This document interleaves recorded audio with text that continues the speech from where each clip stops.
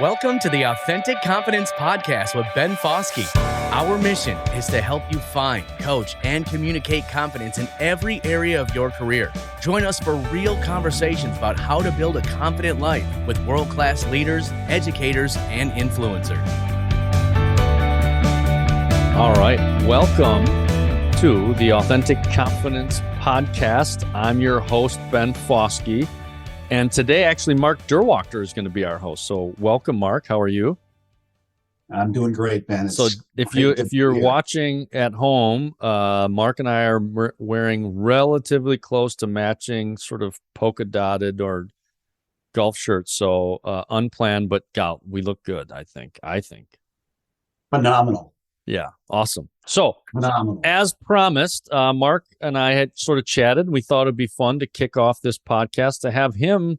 He's a curious guy. He's an executive confidence coach. He does all of our work around the authentic confidence and confident leader formula processes. He's a genius, retired superintendent at Kaukauna area schools, and now full-time executive coach with us, and one of my dearest friends on the planet. So, Mark, go ahead and open it up. What questions do you have for me? Thank you, Ben. And I have been waiting my entire life to do this.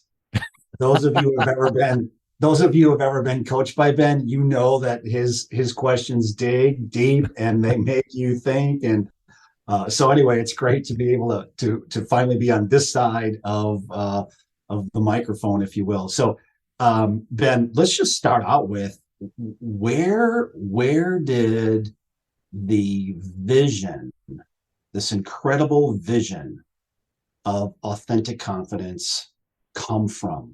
Where did it begin? Yeah, well, it started, as I'm guessing most entrepreneurs started. It was a very personal need to me. I was a confidence train wreck. I was having mini panic attacks. I was having nightmares. I ran into my furniture, ran into my dresser, thought I broke my nose. And I had this sort of theme of you're not enough. You need to be more. You need to be doing more. You need to be faster. You need to be better. And one of the questions that someone asked me during this season of life was, Ben, is your best good enough? And my answer was immediate. And it was, no, it's not. I have to be better. And then my friend said, you see how that doesn't make any sense, right? Your best isn't good. You don't have anything better than your best. And so I just started on this journey of just going, you know what? For my own mental health, for my own anxiety level, for my own sort of depressive thoughts that I had at that moment, I have to get a grip on this for me. And when I really uncovered that confidence was at the core, I became fascinated. And I'd worked for a bunch of different leaders early in my career, and they were on all ends of the confidence continuum, from, I would argue, probably borderline narcissistic personality disorder, all the way to very lovely, kind, loving people, but some of them weren't producing the results that they wanted in their life, underconfident.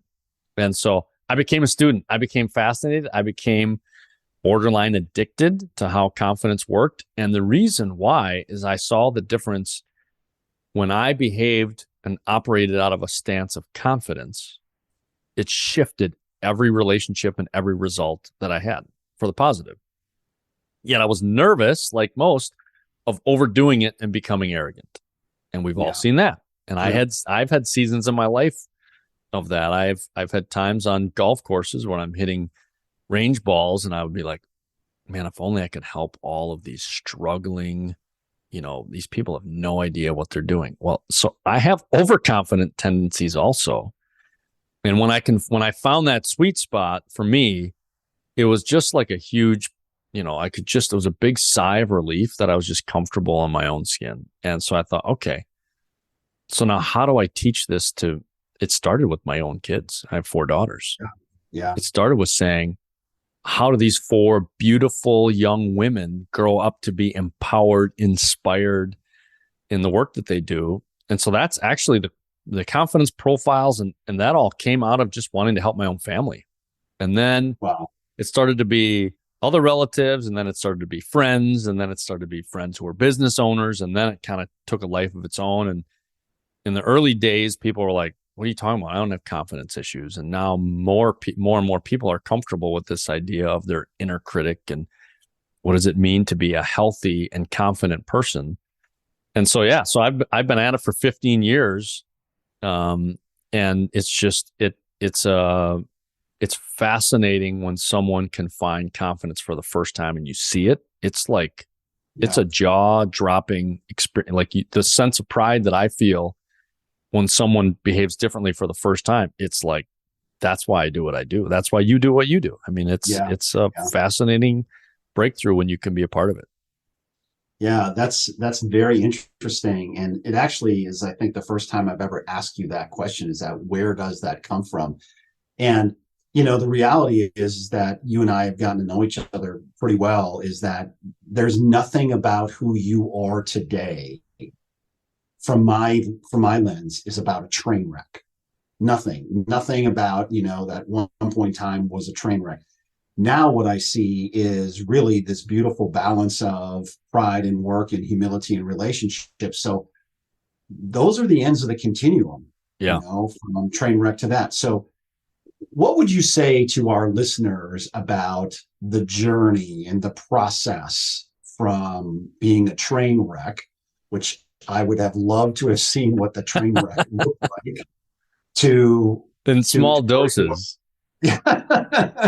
Well, yeah. And I know I'm speaking to a guy who shot 69 last week on the golf course. Well, okay? that's, once in a while. Yeah. So talk about the process, talk about the journey from train wreck to, the balance of authentic confidence. Yeah, I think, it starts, when you're in the train wreck, you feel like you're all alone. You feel like you're the only one dealing with this. You feel like your problems are insurmountable. So that's where it starts. And I got my dog barking there for a second.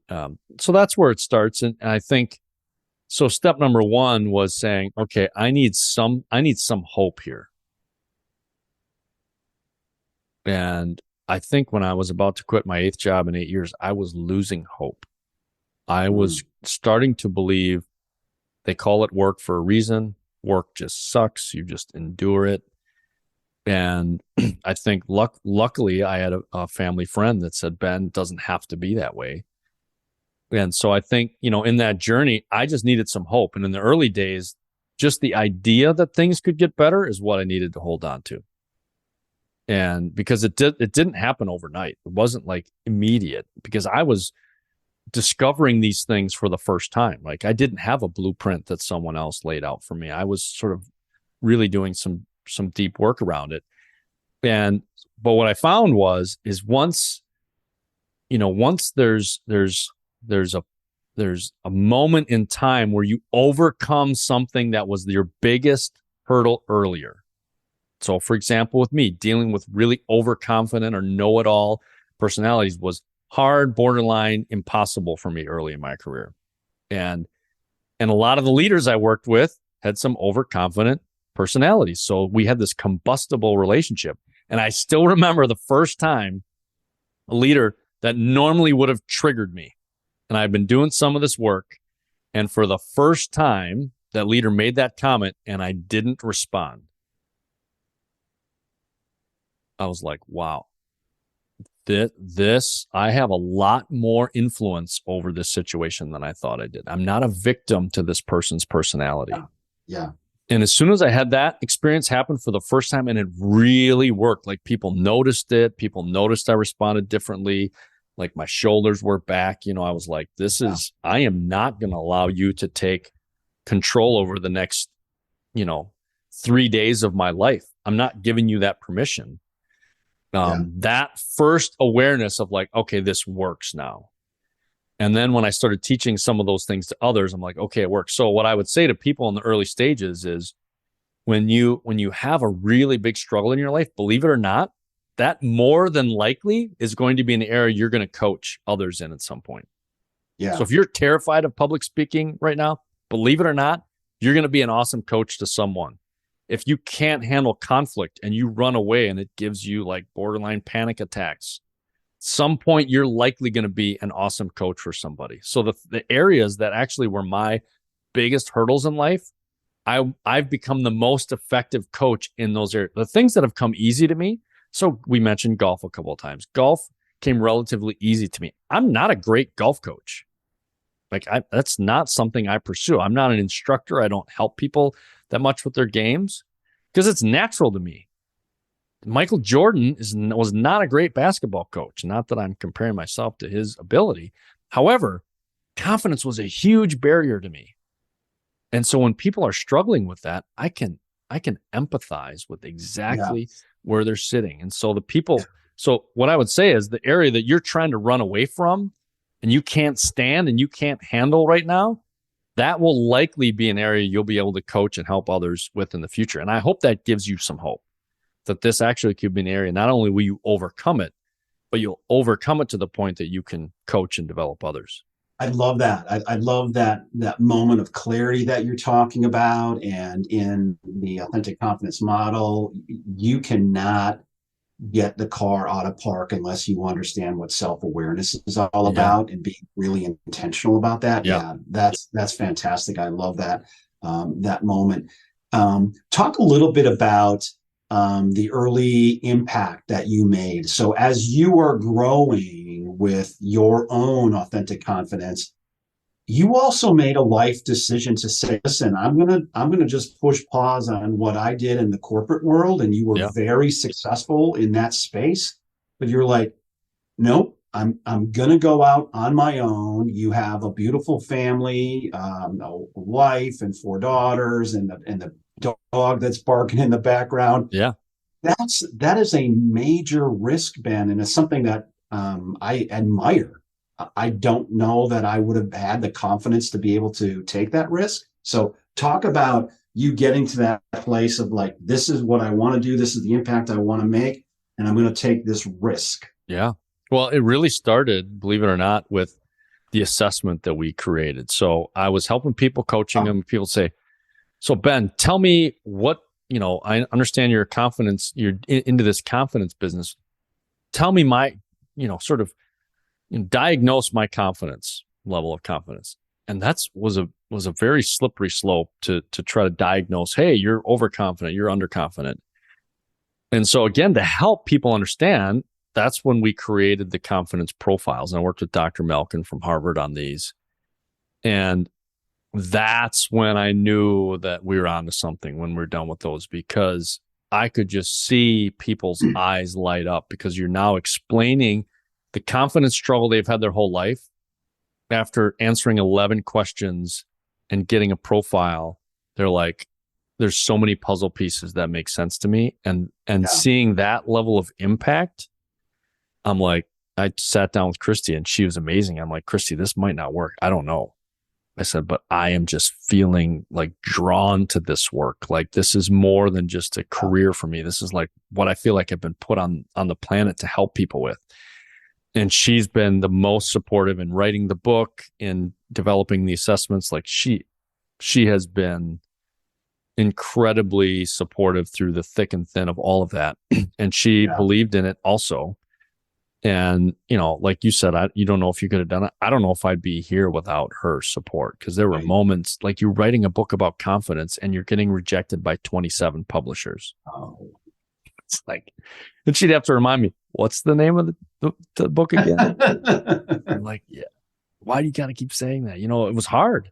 I had my own confidence crises happening throughout this. It wasn't this wasn't a straight line. There was a lot of, curves. But what never changed was when I would sit down with people and talk about their own confidence journey, every conversation people would say, thank you so much for doing this work. I've never had a conversation like this before. Yeah. I've never been able to talk about my own confidence journey, because it's just, you hear the people just say, well, just go be confident. Well, that's not that easy for most people. For most people, they need to have a conversation where someone understands where they're coming from. And so when I went on my own, we were just seeing the evidence that people wanted to have this conversation. We didn't know where it was going to go. And I told Christy, I'm like, what if we lose everything? Are you going to leave me? And she's like, you're being weird. And I'm like, no, I'm serious. Like, I need to know that if this business doesn't work, I can't lose my family also. And she's like, we're with you. We got you. This is important work. this is what you need to do. And so that freedom just allowed me to go, all right, we're going to try this. And, it's been 15 years now. And I mean, every year it's just hard to describe the influence impact we've had in helping people. It's just still hard to believe it's real sometimes. Well, it is real, and it is impacting people every day, Ben. So you're on this team, working through your own stuff. You find Dr. Malkin, which, you and I haven't talked. How the hell did you find him? I mean, we all know where he is and who he is. Yeah. He wrote a book called Rethinking Narcissism, and it's one of the, to me, major works in the field of confidence. And, studied it, read it, was honored. I met him for the first time. We were having a conversation, and he was just affirming the work that I was doing. And I started crying on the call, and he's like, whoa, what's going on? Like, were you nervous about that? Well, the call?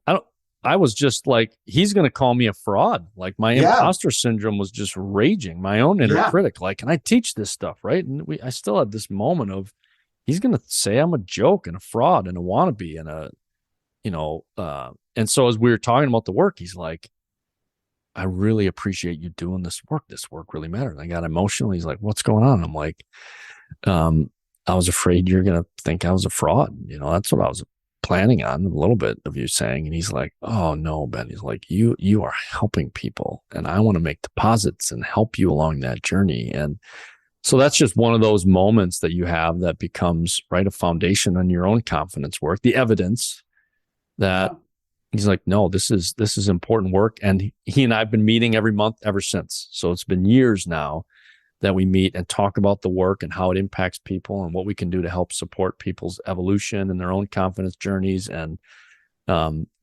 my ability to help people is completely enhanced from the conversations that he and I have.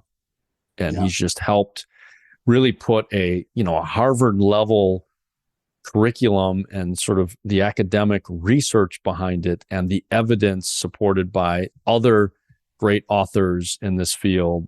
He's just helped us integrate and making sure that we're really using all the best practices to help people. And so that gives me a huge sense of comfort that we would partner together and that he's supportive of the work. It's just a tremendous honor. Yeah, incredible evidence of validity, right?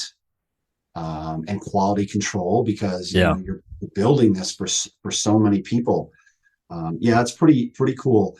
Talk a little bit about who Authentic Confidence really works with. Yeah. Who is AC for? Yeah. Well, and I think when you and I, Mark, when you and I met, that when people resonate with this, when they're ready to have that level of conversation to say, I'm going to take an honest, vulnerable look in the mirror. What sort of leader am I? And what does the evolution look? And it's an honest conversation. Like, I'm honestly willing to say, here's where I'm underconfident. Here's where I'm overconfident. Here's where I'm doing well. And I'm willing to do the work to admit to myself and others that, you know what, sometimes, team, I do a little bit too much telling and a little bit too much demanding. And I'm not happy about that. And I want to work on it. Or on the flip side, you know what, team, sometimes I'm not assertive enough and I don't clarify where we should head. And I don't, put my, I don't put my foot down on issues that I need to. And I'm going to get right wherever you are in the continuum. To me, who do we work with? People that are willing to look at that and say, I want to have a massive influence on other people's lives. And I know I have to do my own work for us to get there. Those are the leaders that they're fascinating conversations. And when you have a conversation like that with your team, the team is like shocked. They're like, Duerwaechter just said what? Like, he's open to my feedback and he wants permission. He needs to get better. If we're to get better, which means I need to get better. If we're going to get better, and he's being completely honest with us that there's days he doesn't have all the answers. And that's just so refreshing. Teams are like, I am in on that. And so people that are interested in, just sort of playing the game of leadership, that's not a great fit for us. It's people that are saying, I'm going to have a really honest conversation with myself and the team. I made sort of a New Year's resolution this year that I only wanted to work with people where if the phone rang, I couldn't wait to answer it. And those are the people that we like working with. People that say, hey, we're leadership is a serious business. However, we're going to have a lot of fun in our journey of getting there. Yeah. So there's a readiness. You have to be ready to do this work. Yeah. So, hey, we're getting close to the end here. We almost got to get to a commercial break. I think we're being sponsored by Campbell Soup today. Ben, what would you like to leave our listeners with? What's one thought that you'd like to leave our listeners with? Yeah, I think, to me, when you think about authentic confidence and what is our mission? What are we about? We're not apologizing. We want to help as many leaders as we can live a fulfilling, engaging, and meaningful life and get the results that they deserve from that. Yeah. So what I would leave the group with today is, know whatever your story is not over. Whatever chapter you're in, you retired from education to come and do this work. And I would argue the impact that you're having now, is extremely rewarding impact. So wherever you are in your leadership journey, whatever chapter you're in, if you're in chapter 1, you're saying, I'm never going to get to chapter 57 where I see so-and-so and so, and social media shows their life is perfect and my life's in the dumps.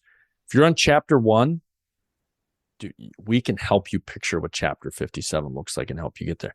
And if you're in chapter 57 and going, I'm about ready to sail into the sunset, I'm done. Mark said 57 chapters, not to out your age, buddy, but you look great for 57, by the way. Hey, I'm 58, but I'll take 58. Yeah. But you're on chapter 58. Yeah. Dude, you got 20 amazing chapters left. The best chapters are still ahead of us.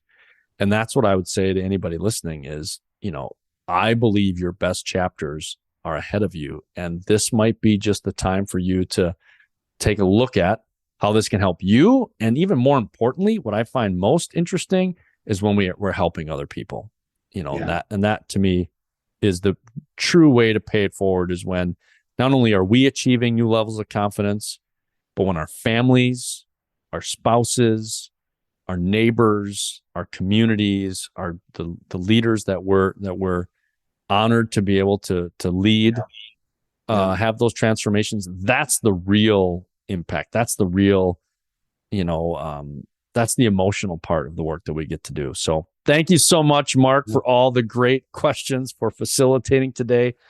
Thank you all for tuning in to Authentic Confidence, the Authentic Confidence podcast.